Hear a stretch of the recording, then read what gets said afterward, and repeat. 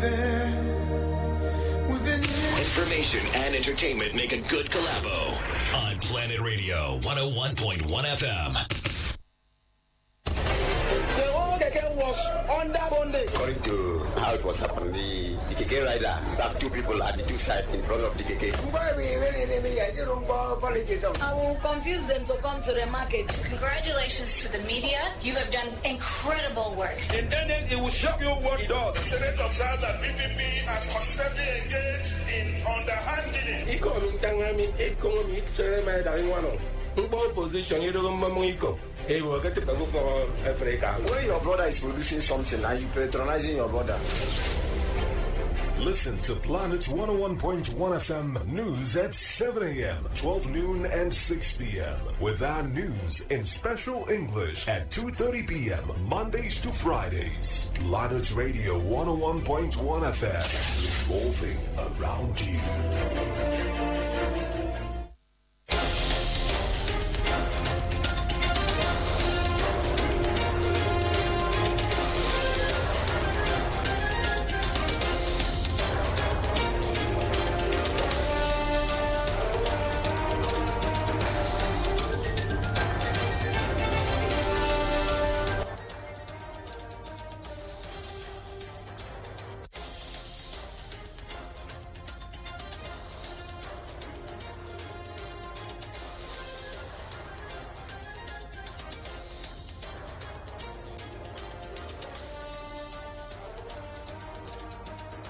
It's the news at noon.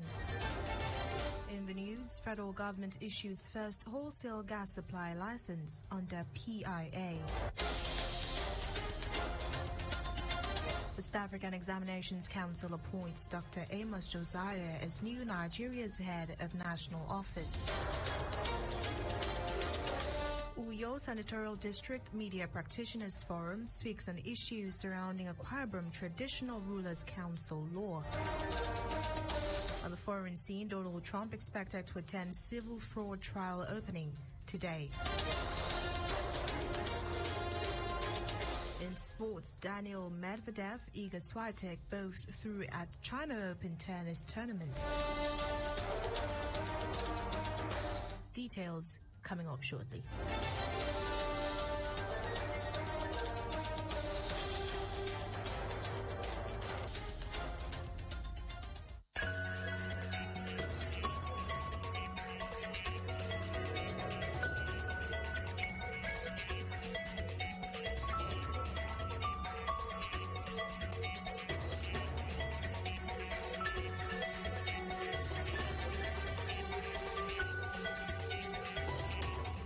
Good afternoon. Welcome to the news on Planet Radio 101.1 FM.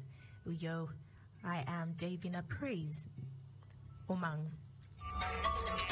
We begin this afternoon from the national scene, where the federal government has issued its first wholesale gas supply license for 500 million standard cubic feet of gas per day to an indigenous firm to deepen gas utilization across the country. According to reports, it issued the license to Uhuru Trading Limited, stating that Section 142 of the Petroleum Industry Act provided for the issuance of the license, which was required to guide commercial activities along the gas value chain. The chief executive of Nigerian Midstream and Downstream Petroleum Regulatory Authority, Farouk Ahmed, presented the license to Uhuru Trading Limited on behalf of the government in Abuja, noting that the company was being presented with a third-party gas supply license to purchase natural gas directly from any lease or third party. Ahmed said the milestone would reinforce the government's commitment towards attracting foreign direct investments and other forms of capital inflow into the domestic economy, as well as improve the living conditions of Nigerians. Meanwhile, the chief commercial officer of Uhuru Trading Limited, Mariah Luciano Gabriel, said the license would enable the firm to sell gas on a wholesale basis.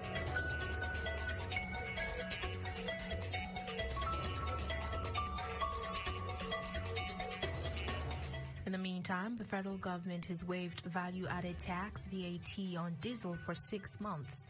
Minister of Information and National Orientation Mohammed Idris said this in a statement after a meeting between government officials and labor unions over the latest planned industrial action.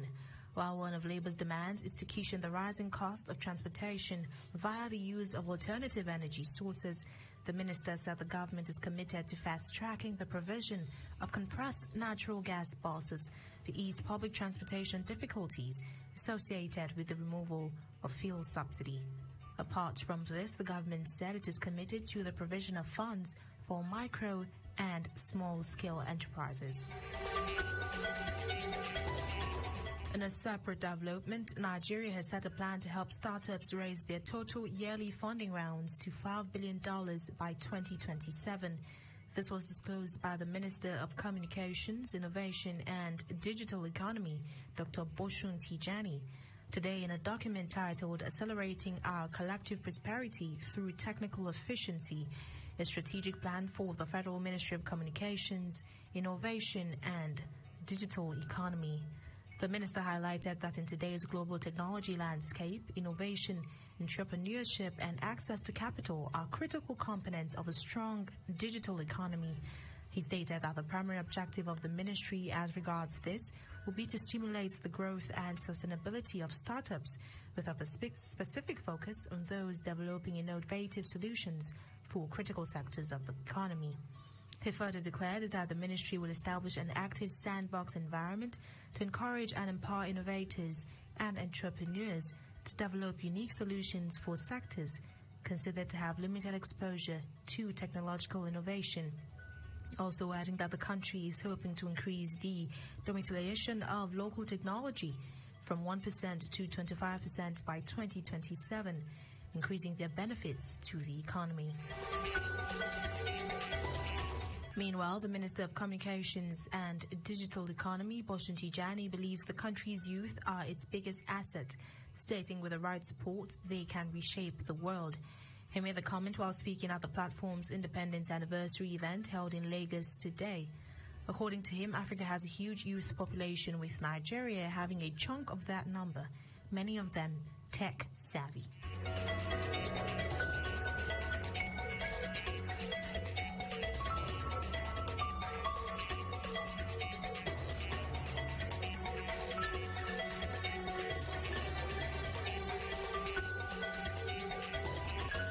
Away from that, the federal government has met with the leadership of the Nigeria Labour Congress and Trade Union Congress on measures to address the dispute arising from the removal of subsidy on premium motor spirit, known as petrol.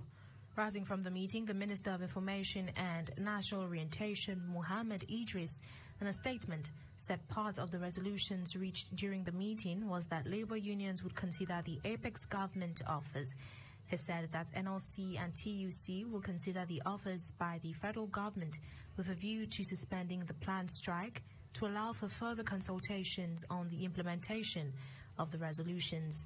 The minister said the Kwara State Governor and Chairman of the Nigeria Governors Forum, Abdulrazak Abdurrahman, and Governor Dakpo Abiodun of Ogun State participated virtually in the meeting, chaired by the Chief of Staff to the President, Femi Gbajabiamila. Meanwhile, the Labour delegation was led by NLC President Joe Ajero, Dr. Tommy Etemokun, Deputy President, TUC, NLC, General Secretary Ima Ugwaja, TUC General Secretary Nuhu Toro, among others.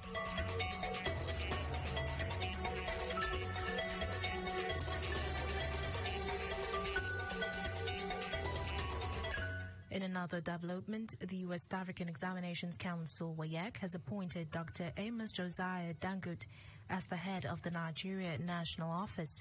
Dangote succeeds Patrick O'Regan, whose tenure ends this month. A statement by WAEC made available to newsmen today revealed that Dangote, until his appointment, was the deputy registrar and head of the national office. The statement stated that he joined the service of WAEC in 1998 as an assistant registrar too, and rose through the ranks to become a deputy registrar in April 2018. He won the Nigeria Examinations Committee commendation for transparent conduct of examination between 2000 and 2006.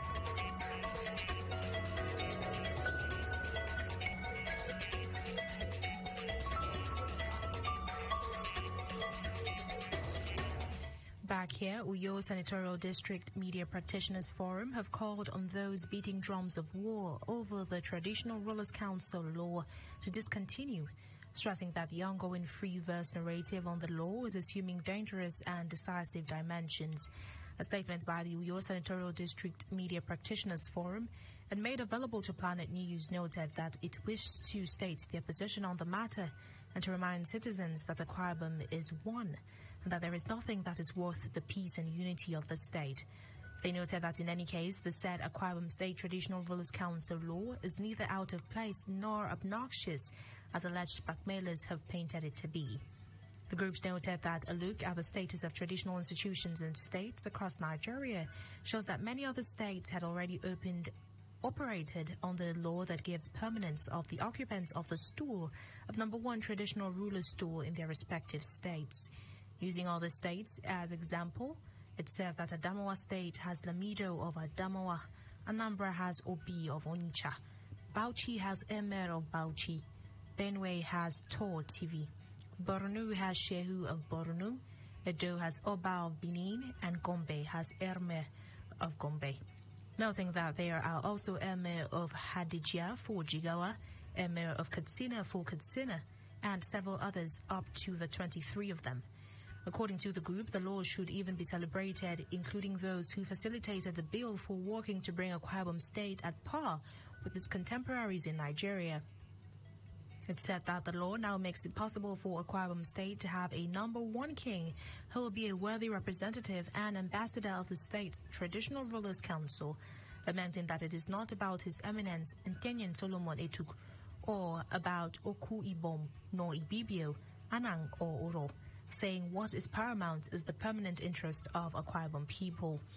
Uyo Senatorial District Media Practitioners Forum therefore plead with all stakeholders to sheath their swords and put the interest of Akwa Ibom State above ethnic sentiments, and also not forget that by the law of Akwa Ibom State, Traditional Rulers Council, the President General does not operate unilaterally, and as such will not be leading or taking decisions alone. The law equally makes provision for Vice President 1 and Vice President 2. These two vice presidents represent Anang and Oro respectively. It makes it impossible for one ethnic group to dominate others. According to the statement, it means that the President General would not be attending national events and programs alone, stating that in some instances the President General can as well mandate his Vice President 1 or Vice President 2 to represent him. This is as they called on everyone, irrespective of political party and ethnic background, to close ranks and work for the good and prosperity of Akwa Ibom State. They added that citizens should therefore be cautious with the utterances they make on the matter and also emphasize on the things that will unite rather than divide the state.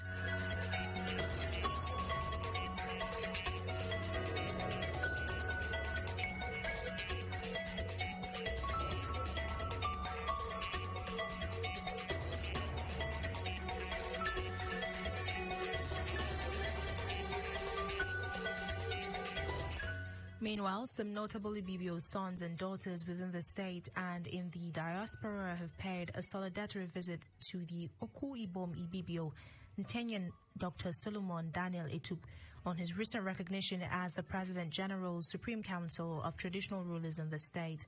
The visits took place in his palace in Ikwarubowo, Nsirubium local government area. Among the groups who joined in the solidarity visit were Akwa Isop Imaisong Ibibio, Mbogo Mparawa Ibibio, Adara Ibibio, Vice Chancellor Ibibio Academic Roundtable, Ibibio National Union, Ekut People's Forum, Mbogo Ndito Nsid, Afet Iwad Ekut, and other well-meaning citizens of the Ibibio tribes. Speaking on behalf of the Akwa Isop Imaisong Ibibio, Senator Aloysius Etuk, in a goodwill message, said the gesture was to demonstrate the respect and loyalty, as well as identifying with the Oku Ibom Ibibio on his recent recognition as the President General Supreme Council of Traditional Rulers in the state. Senator Etuk expressed appreciation to the royal father for his support to the growth and development of the state, which he noted has contributed immensely to his recent recognition to the exalted position in life. He said the throne was well-deserved and shows respect to the Ibibio constituted authority, as well as a legacy to behold in the history of the state. The former lawmaker pointed out that the position was long awaited in the state, noting that such exalted position is seen in other neighboring states of the Federation, and pledged unalloyed support and cooperation of Akwai Sop Imai Songi Ibibio to the new Supreme Council leader. Other Ibibio group representatives who also paid glowing tributes to Kenyan Solomon Etuk for his acceptance to mount the saddle, where Mbo Akbarawa Ibibio, led by their international president Akbarawa James Edet, the Ibiono Elders Forum. The chairman Akwai Sop Imai Song Ibibio, Tisong Pius Okon, chairman Ibibio Elders Forum, Dr. Emmanuel Panobong, Chancellor Academics Roundtable, Atuekong Udwag Shiet, chairman Ibibio National Union, Engineer Iman Akban, chairman Ekad People's Union, Obong ECD Abia, and the chairman Mbon Dito Esit. Atuekong Undweso Jackson voiced their solidarity to the Ibibio Supreme Leader. Others who also expressed their solidarity to Ntenyen Solomon Etuk for his elevation were the chairman Mbowe Nditoes Insit, Professor Trenkad Ibia, International President Mbowe Ndito Insit, Professor Etie Ben, Chairman Insit Elders Forum, Paramount Ruler of Ona Local Government Area, Edidem Raymond Inyang, and his ITULGA counterpart, Edidem Edet Akpan Inyang. Speaking on behalf of the paramount rulers in Ibibio, the paramount ruler of Itinan, Edidem Anyefiok Monday, prayed for long life, peaceful coexistence, and wisdom for him to carry out his rightful obligations. The royal father also expressed gratitude to the state government for the honor done on the Ibibio people, adding that the throne will serve as a remarkable achievement in the history of Akwa Ibom State. In his remarks, the new Supreme Council leader, Ntenyen Dr. Solomon Etuk, dedicated the honor to God and thanked all sons and daughters of Ibibio for their show of love, and so the deserved honor was not only for him, but to the entire Akwa Ibom people. The Oku Ibom Ibibio specifically thanked the state governor, Pastor Umo Eno, for his sense of reasoning and his pragmatic style of leadership, whose administration accords respect to the reverend traditional institution in this state. Ntenyen Etuk also used the opportunity to task the 10th State House of Assembly on positive reflection in their day-to-day deliberations and appealed for understanding from other tribes of the state to avoid fractions among the good people of the state. He prayed and sued for cooperation and understanding among the people, expressing the belief that soon the state will enjoy the benefits of togetherness. You are listening to the News on Planet Radio 101.1 FM. Let's take a breather and then bring you more stories from our foreign, sports, and entertainment scenes. Do stay with us.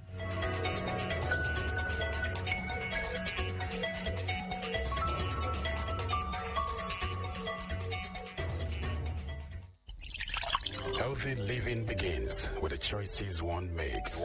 Choosing to live healthy is the first step to healthy living. Join us Sundays 1:30 to 2 p.m. for Health Way, awareness for healthy choices.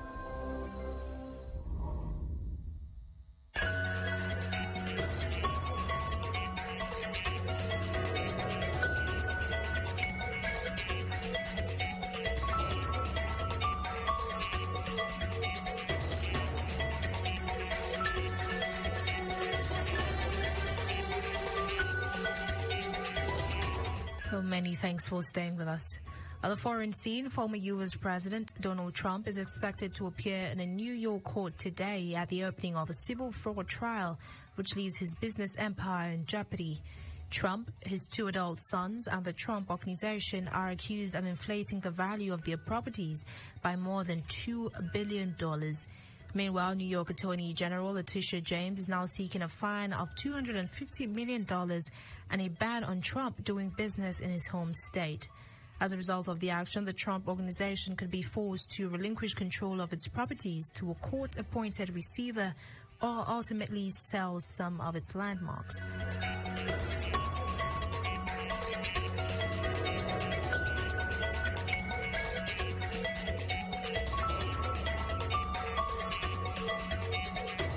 In sports, world number 3, Daniil Medvedev booked his place in the China Open men's semi-finals with a 6-4, 3-6, 6-1 victory over France's Hugo Humbert in Beijing today.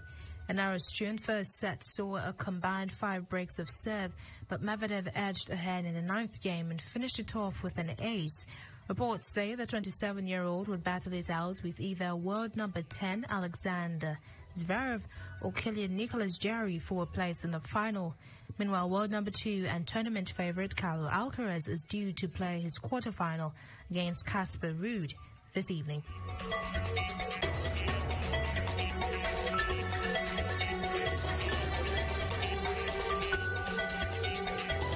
On our entertainment scene, Ile Baye has been crowned the winner of the Big Brother Naija All-Star season. The show's host, Ebuka Obi-Uchendu, announced her as the winner during the show finale. She won the 120 million naira cash prize and other prizes from the sponsors of the show. Mercy and Cece emerged first and second runner-up respectively. Earlier, Adekunle, Pere and Cross were evicted. Still on our entertainment scene, comedian Bright Okpocha, popularly called Basket Mouth, has finally apologized to colleague Ayodeji Richard Makun, known as AY, following their 17-year-old feud. Recall that Basket Mouth in 2021, during a black box interview with media personality Ebuka Obi-Uchendu, noted that he fell out with AY because he messed with loyalty.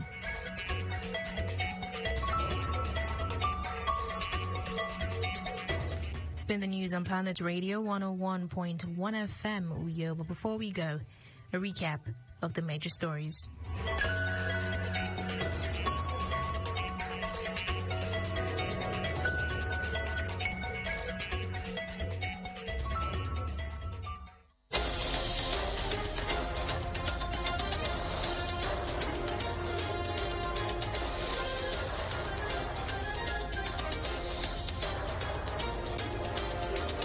The federal government has issued its first wholesale gas supply license for 500 million standard cubic feet of gas per day to an indigenous firm to deepen gas utilization across the country. The West African Examinations Council has appointed Dr. Amos Josiah Dangut as the head of the Nigerian National Office. Uyo Senatorial District Media Practitioners Forum have called on those beating drums of war over the Traditional Rulers Council law to discontinue, stressing that the ongoing free verse narrative on the law is assuming dangerous and divisive dimensions. On the foreign scene, we told you that former U.S. President Donald Trump is expected to appear in a New York court today at the opening of a civil fraud trial which leaves his business empire in jeopardy. In sports, reported that world number 3 Daniil Medvedev booked his place in the China Open men's semi-finals with a 6-4, 3-6, 6-1 victory over France's Hugo Humbert in Beijing today. For comments and coverage of your newsworthy events, call our newsroom on 0812-770-2940. Visit our website on planet101fm.ng and follow us on Twitter at planet_101fm.